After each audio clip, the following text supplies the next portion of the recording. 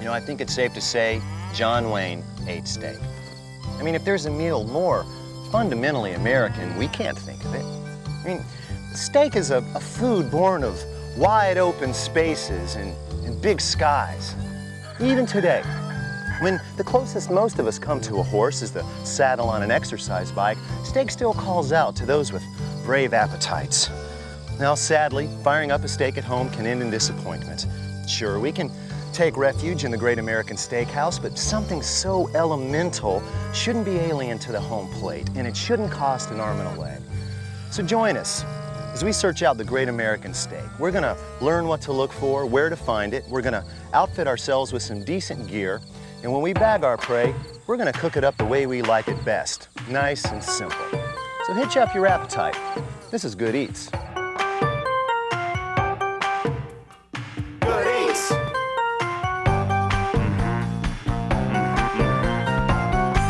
For those of you that might have grown up in the city, these are cattle. Let's go. And this is a steer, or at least a drawing of one. Now, steers are where all great steak starts. A steer is basically a bull that's been, well, let's just say they don't make much time with the ladies. Oh, here comes Mel Coleman. He just happens to raise organic cattle on a few 100,000 acres out in Colorado. Good morning, Mel. Well, good morning, Alton. Good to see you. Good to see you. We're on a hunt for a great steak. We got a road map going. Will you help us? Well, there's good steaks all over a steer, but Okay. the best steaks are right in here. Okay. Now, when you quarter an animal, you quarter it right through there. So all of this front part is a little fattier than from here back. That doesn't necessarily mean it tastes better, though, right? I don't think so, because a lot of the taste comes from a steak that's very lean, like the sirloin. Okay. A juicier steak, because it has more fat and marbling, comes from the ribeye. Okay. All right. So basically, your better steak's in the middle of the animal on the back. Yeah, Okay. yeah, up toward the back. So what difference does grass make? Well, I think this grass, like this, I think that's the best thing there is. You know, 65% of the landmass of the world is grass, and we can't eat it. I don't like it in my salad anyway. Well, no, it's a little tough. Man, our cows are vegetarian. They spend most of their life eating this grass. What is your favorite steak?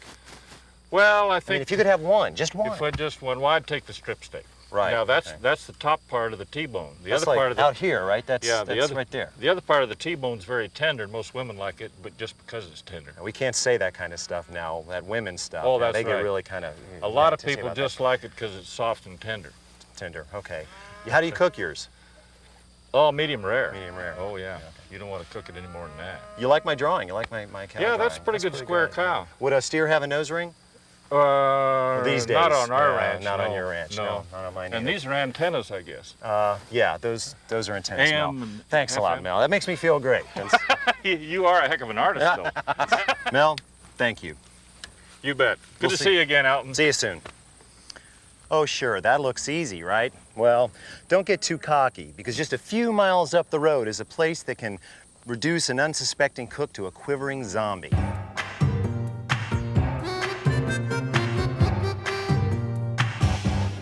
Submitted for your approval. Hundreds of mysterious pieces of meat, each one an enigma and shrink wrap. Choose wisely and discover nirvana. Choose poorly and your dreams of a juicy steak disintegrate into a dry pile of gristle. How will you choose? Now this is a beautiful sight, real live butchers. These folks are proof positive that we are not alone in the meat universe. They're here to help. They'll answer your questions. If there's any chance that you could want something you don't see, odds are they're gonna get it for you. Let's go talk to one. This is Joe. He's a butcher. He is the man. He grew up in the business. He could take a steer apart and put it back together and it would walk away. Joe, we're trying to find the perfect steak. What should somebody look for as far as quality goes? Like you can see in this steak we just got a few minutes ago, they are still holding the moisture. Oh yeah, it's coming right up out of the meat. Right. And that is what you have to look when you go to the grocery store. Okay. To see the moisture, and the color has to be bright. Has to be the same in both sides. Okay. At the same time, excuse me, at the same No, time, when the steak is cut, has to be cut even. One of the reasons we do that is because if you don't cut even, it will not cook even. Okay, no smell. No smell. Nothing. This means it's fresh. So let me see if I got this straight. We got the sirloin primal, right? And from that, you can cut these big Fred Flintstone steaks here. Tender as long as you don't overcook it. Then we move on to the middle of the animal and the short loin. And this is the short loin kind of in its entirety. And we've got, you can see the cross section of a porterhouse steak. And that translates to this, right? Right. Now, if we were to cut this piece and this piece away, we would have this strip and we would have this tenderloin. Right. Okay, so if we've got a porterhouse, which is basically a strip steak and a fillet added together, right? Kind of like Right. this. Okay, if you had a bone there, that would be a porterhouse. Right. 4 different steaks that can come off of one primal, come off of the short loin. Right. Strip, T-bone, porterhouse, and fillet. And most of us are used to having this one with a nice piece of bacon tied around it. Right. And then we've got my favorite, the rib Right. primal, and from that we get the wonderful ribeye steak. If you were to put a bone on this, it would be prime rib. Prime rib. Right. Now, it's got some nice marbling in it, which is a little extra fat, but if you cook it right, if you cook it really hot, a lot of that fat comes out. The farther the cut is from the head, the horns, and the hoof, the more tender it's going to be. Whereas you get closer to the legs of the animal does more work, more flavor, but a little tougher. So, thanks to Joe, we are set up with a juicy ribeye. Thanks. There you are, sir. Hey, how do you like your steak? Charred, medium rare. Sauce? Bernaise. Sweet. Oh, you know, I've been asking everybody around here about this whole USDA inspecting thing, but they keep telling me to ask the feds. All beef processed for commercial distribution in the United States is overseen by United States Department of Agriculture inspectors who ensure that slaughter takes place under wholesome and sanitary conditions and that carcasses are free from any apparent disease or injury. This inspection is mandatory. Grading, however, is a voluntary process paid for by the packer or processor. Grades such as select, choice, and prime are a function of color, weight, fat-to-body ratio, age, and other physical considerations. Non-graded or no-roll meat is not necessarily an inferior product. The processor or packer has simply opted to save money by foregoing the process. Pardon me, sir. Please step away from the steer. Now, we might not like to think about it, but all meat, heck, all food is pretty much full of microorganisms. There, I've said it. Now, most of these little guys are perfectly harmless, but some bacteria like Listeria, E. coli, and Salmonella can do serious bodily harm. They can even land you in that big kitchen in the sky. Now, that doesn't mean that you've got to treat all red meat or white meat or poultry like it's asbestos, but you do have to follow some simple rules. For one, you can't just stick it in your trunk and go see a movie, unless, of course, you live in Minnesota and it's January. Believe me, bacteria breed like bunnies, so you want to get this stuff home and into the coldest part of your fridge as soon as possible. Now, I like the bottom drawer. Now, your refrigerator should never get more than 40 degrees Fahrenheit. Now, for our European friends, that's, now, let them do their own math. Now, if you're in doubt, spend a few bucks and get yourself a refrigerator thermometer. This is cheap insurance.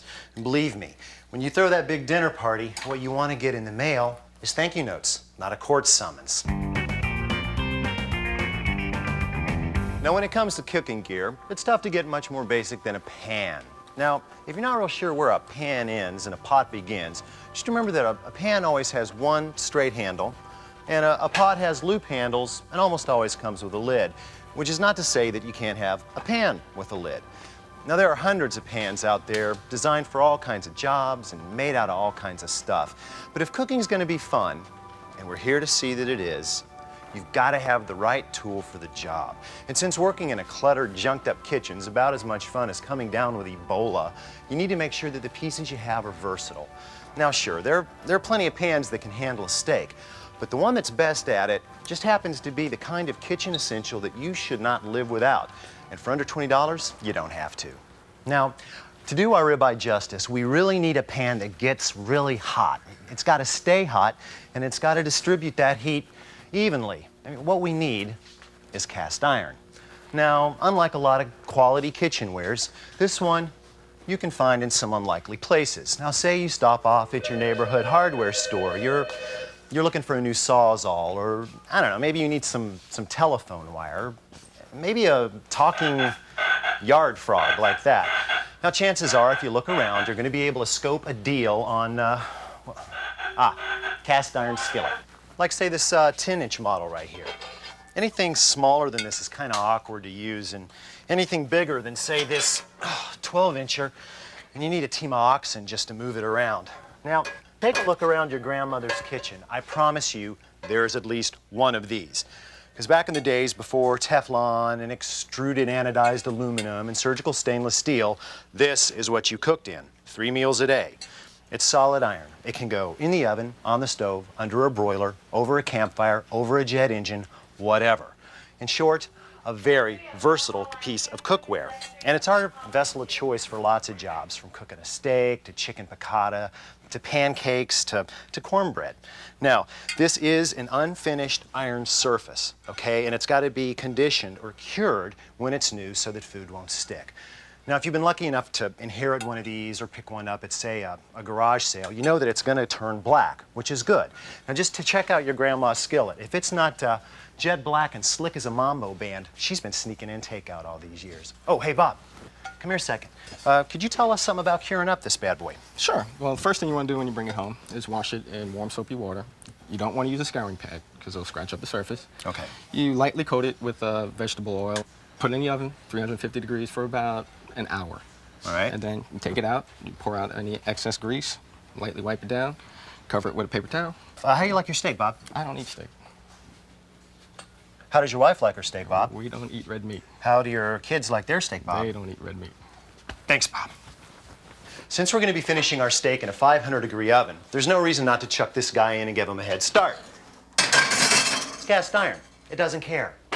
Here at Good Eats, we don't like a lot of fancy flavors messing with our beef. Just a little ground pepper and a little kosher salt. And don't worry, the salt on the meat is not going to pull out all the juices ahead of time. Besides, it's going to go straight into a hot pan. Now, a word about salt. Wars have been started over it. Gandhi's famed March to the Sea was about making salt. It's mentioned more times in the Bible than any other seasoning, and yet, not all salt is alike. Now, this is sea salt, which is made from evaporated seawater. It comes in a fine grind and also in crystals. It tastes great, but it's kind of pricey. It's definitely for cooks who drive Porsches. Now, rock salt. Now, this is not the stuff that you put on your driveway in winter. It's okay, it's got some extra minerals in it, which won't do you any harm, but you have to have a grinder for it, and I have a hard time just keeping up with a pepper grinder. Now, this is good old table salt. It's got iodine added to it so you won't get a goiter. I know that's a major concern. Now, this stuff's got anti-clumping additives, which, well, keep it from clumping. I don't like working with it because it's hard to pinch, it's hard to control, and I think it just tastes funny. Now, kosher salt not only tastes great, but the jagged little flakes stick together so that you can pick it up and control it, which helps you season things. Now, these flakes also will stick to the outside of our steak and help give us that crust that we're after. Table salt will just dissolve when it hits the pan. Kosher salt is a pantry essential. For goodness sakes, keep it near you always.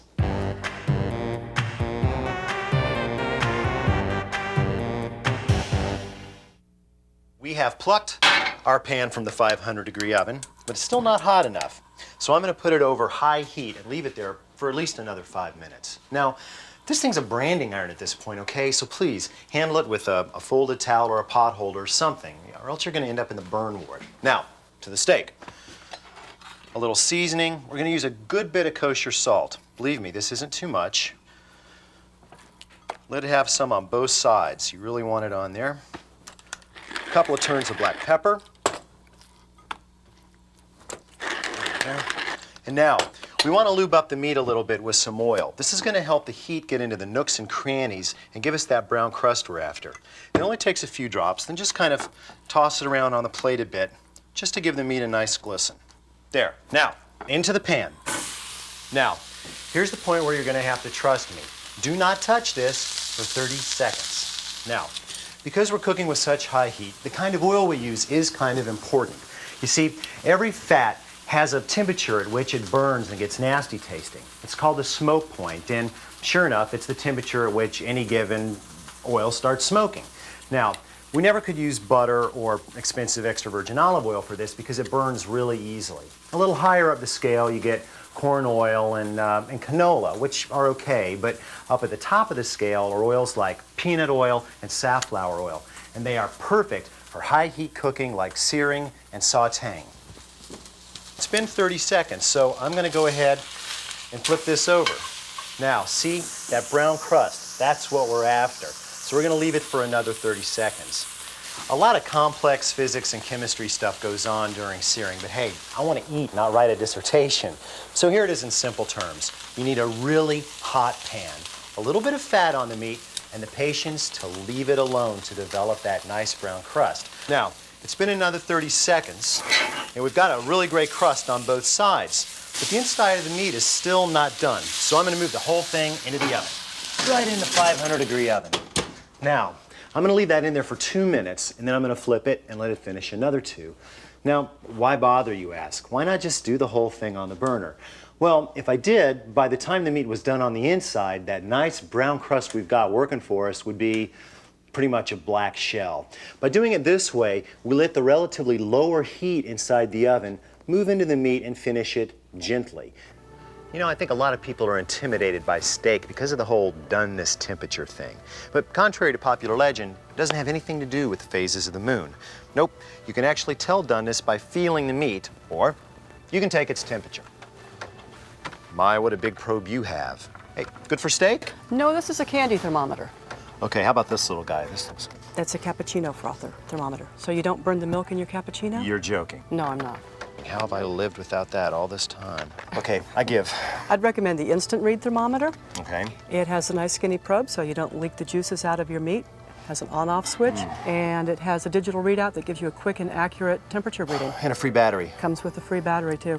Hey, how do you like your steak? Medium rare. Sauce? No, I don't care for sauce. A purist. So, 4 minutes is up, and our steak is done. Yeah, it looks really great. Now, one of the things that's so terrific about using an instant read thermometer is that you can literally teach yourself doneness, learn what to look for. So, whenever I use this thing, I like to go into the side of the meat because I'm really interested in the temperature right in the middle. Okay, 137 degrees, that's great, pretty much medium rare.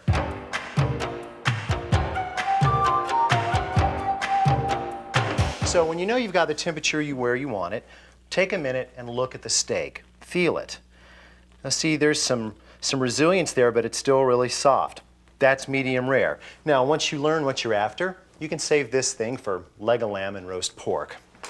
A steak or any piece of meat is kind of like this kettle. And when you're cooking it, you've got heat pushing on the tissues, forcing juice into the steak.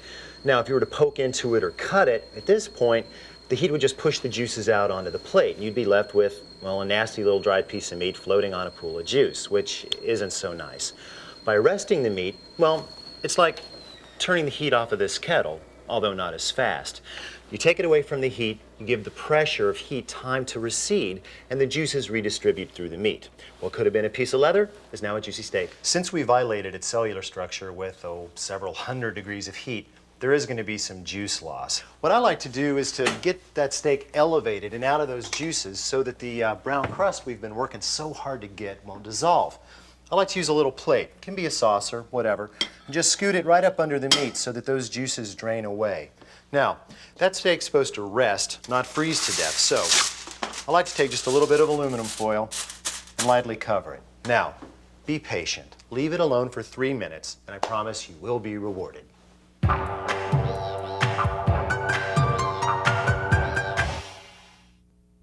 Okay, here's a little helpful cast iron hint, and this is my favorite feature about the pan. You never wash it. Just when you're done cooking, put a little fat in the pan if there isn't any, add about a tablespoon of kosher salt, and scrub it with a wad of paper towels or an old rag. When the pan's clean, and you'll be able to tell because the salt will be filthy, just dump out the salt and wipe out the pan. You're good to go. Cool, huh? Now this looks great. Now you can tell that this steak rested because the juices are in the meat and not all over the board and the plate. Now, you might have to cook a few steaks before you nail your technique, but that's what's so great about this kind of cooking. Because when you start paying attention to what you're doing, you start learning about the food. And that's a lot more valuable than any recipe. Think of it as an experiment you can eat. Now, we've proven that there's no great mystery to a good steak. You use good meat, you use a heavy pan over high heat, you finish it in the oven, and you don't move it around. Now, I know what some of you are thinking. How is he going to eat that red meat? How can he put that poison in his body? Well, why don't you ask my dinner guest, a dietitian? So, Carolyn, how are you going to put that in your body? Well, considering it's full of vitamins, iron, B12, protein, no problem. Well, there you have it. Join us next time for more good eats. Don't forget to bring your brain and your appetite, and in the meantime, play with your food. How's the steak? Great. Great. I don't do this every day, but 3 times a week's not bad. Visit us on the web at www.foodtv.com.